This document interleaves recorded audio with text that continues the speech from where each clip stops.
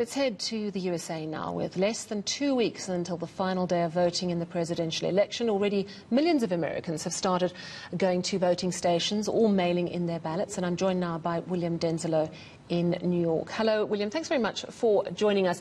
What is the news on the final presidential debate? We understand it was meant to go ahead on Thursday. Is it actually happening?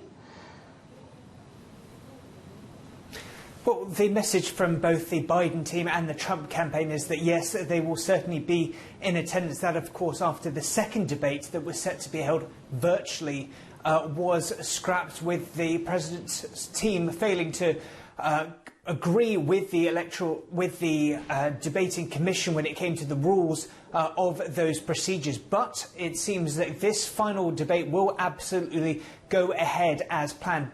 Former Vice President Joe Biden has been off the campaign trail over the last couple of days to try and get some last-minute debate prep in, while the president has been continuing his push to hit the critical swing states across the country. On Wednesday, he is set to be appearing in the state of North Carolina just a day before this debate that's set to be taking place in the state of Tennessee in Nashville. Now, one key change to that first debate between Joe Biden and Donald Trump is that microphones will be muted, but only for the first 2 minutes of each of the six 15-minute topics that we're expecting. That is a hope from the debate organisers, try and stop some of the talking over over each other that we saw, of course, so prominently during that first debate. Right, so they can't shut up when they're told to, so they have to have their mics muted. Let's look at the campaign trail. As you said, Biden is actually hunkering down, trying to prepare for that debate.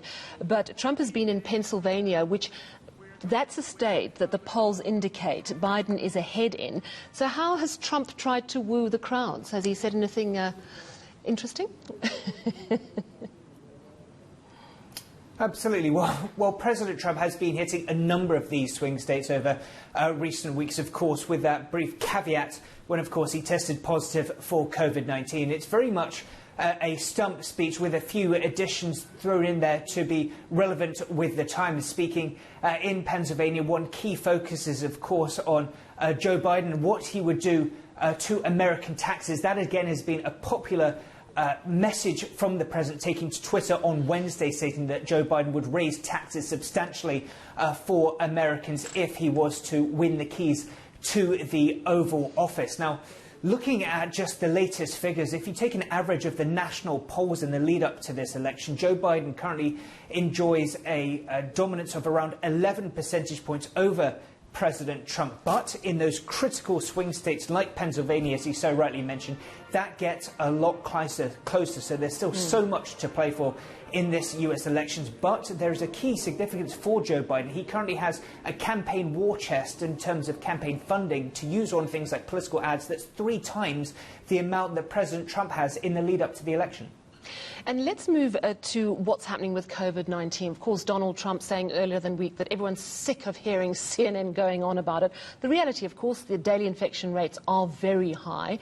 And I'm wondering what's happening in the hospitals, because that is very hard to deny if your hospitals are under clear strain. And particularly in New York, where you are, a few months ago, where those refrigerated mortuary vans were just lining up outside the hospitals.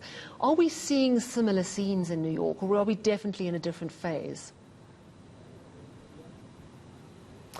Well, the message is that when it comes to hospitalization rates, states like South Dakota, far more of a rural state, they are seeing a real issue when it comes to hospitalization capacity as COVID-19 continues to surge in states that, unlike New York, weren't hit quite so hard on earlier on in the pandemic. Here in New York and New York City, we have some hot spots, and that we've seen very localized tightening restrictions over the last couple of weeks to try and stop those embers turning into full wildfires when it comes to COVID-19. We've also had an update from New York's Governor Andrew Cuomo in coordination with state governors in Connecticut and New Jersey, of course, neighbouring states here in the northeast of the US. They have announced that they want to see all non-essential travel between these states to be limited as much as possible as COVID-19 cases continue to rise, not only in states like South Dakota in the Midwest, that we're seeing a huge spike in cases over recent weeks, but